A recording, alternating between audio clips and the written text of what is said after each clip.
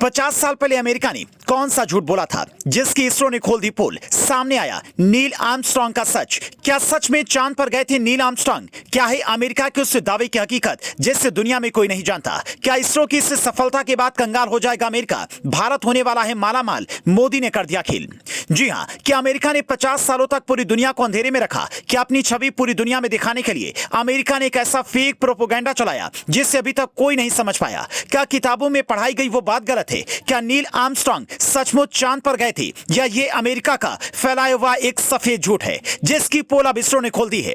क्योंकि यह सच है कि चांद के जिस हिस्से पर भारत ने कदम रखा है वहां आज तक कोई देश नहीं पहुंच पाया। तो सवाल खड़े होते हैं कि क्या अमेरिका का वो दावा सच था या फिर वो केवल एक प्रोपोगेंडा था? इतना ही नहीं, जैसे ही इसरो ने यह कामयाबी हासिल की, कहा जा रहा है कि अमेरिका अब कंगाल होने वाला है और भारत मालामाल। अब आपके लिए यह जानना बेहद जरूरी है कि अमेरिका के नील आर्मस्ट्रांग वाले दावे में कितनी सच्चाई है और इसरो की इस कामयाबी से अमेरिका कैसे कंगाल होने वाला है। तो अमेरिका के इस दावे को 3 बातों से समझते हैं। सवाल नंबर 1, अमेरिका के दावे के मुताबिक 1969 में नील आर्मस्ट्रांग और उनके 2 साथी भारी भरकम यान लेकर चांद पर उतरे भी, उधर घूमे फिरे भी और फोटो सोटो खिंचवाकर वापस जिंदा धरती पर आ गए। अब सवाल खड़ा होता है कि अगर अमेरिका के पास ऐसी टेक्नोलॉजी उस वक्त थी तो नील आर्मस्ट्रांग के बाद कोई और इंसान कभी चांद पर क्यों नहीं गया? सवाल नंबर 2, इन अमेरिकियों से पूछो, चलो मान लिया तुम्हारे चांद पर खींची हुई ये फोटो असली हैं, किसी हॉलीवुड के स्टूडियो में नहीं खींची गई हैं।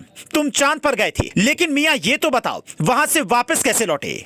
क्योंकि चांद से वापस आने के लिए भी रॉकेट की जरूरत पड़ती है। तो वो रॉकेट चांद की सतह पर अमेरिका ने कब खड़ा किया था? ये तो हर कोई जानता है कि जब भेजने के लिए रॉकेट चाहिए तो लाने के लिए भी चांद पर रॉकेट स्टेशन होना चाहिए था। इस सवाल का जवाब अमेरिका ने कभी नहीं दिया। सवाल नंबर 3, अमेरिका के अंतरिक्ष यान अपोलो में बैठे यात्रियों को अमेरिका ने किस रॉकेट बूस्टर से चांद के गुरुत्वाकर्षण क्षेत्र से बाहर निकाला था? क्योंकि किसी भी लॉन्चिंग के वक्त धरती से सैकड़ों टन का रॉकेट बहुत तेज गति से ऊपर भेजना पड़ता है, तब वो पृथ्वी के गुरुत्वाकर्षण से बाहर निकलकर अंतरिक्ष में जा पाता है। तो जब भेजने के लिए यह सब होता है तो वापस आने के लिए अमेरिका ने किस रॉकेट का उपयोग किया था? उसका नाम तो दुनिया को बता दो। सच तो यह है कि चांद पर आज तक कोई इंसान पहुंचा ही नहीं। अगर 50 साल पहले अमेरिका वास्तव में चांद पर जाता तो आज 50 साल बाद वो उस जगह पर भी पहुंच जाता जहां भारत पहुंचा है। सच तो यह है कि जिस दक्षिणी ध्रुव पर इसरो पहुंचा है वहां जाने की तो बड़े बड़े देश हिम्मत भी नहीं करते थे। तकनीक के मामले में खुद को नंबर 1 समझने वाला रूस भी वहां पर पहुंचते पहुंचते लंगड़ा हो गया। अब हमारे इन सवालों को सुनकर आपके दिमाग की बत्ती जल गई होगी।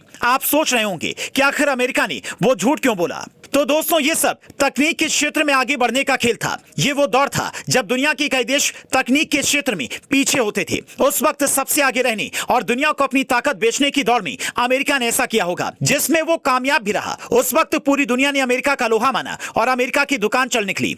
लेकिन जनाब, ये नया भारत है, ये किसी देश का लोहा मानता नहीं, मनवाता है। आज जब इसरो ने चांद की धरती पर कदम रखे तो पूरी दुनिया की नजर भारत पर है। भारत पहले भी कई देशों की सैटेलाइट को लॉन्च कर चुका है, लेकिन चंद्रयान 3 के कामयाब होने के बाद तकनीक के मामले में भारत का दबदबा ऐसा बढ़ा कि अब ना तो कोई अमेरिका की तरफ देख रहा है, ना ही किसी मिशन के लिए अमेरिका के साथ हाथ मिलाना चाहता है। तकनीक के दम पर पेट भरने वाला अमेरिका अब कंगाली की कगार पर खड़ा हो गया है और भारत की ताकत लगातार बढ़ती जा रही है। कहा जा रहा है कि इसरो की इस कामयाबी से भारत आने वाले सालों में मालामाल हो जाएगा।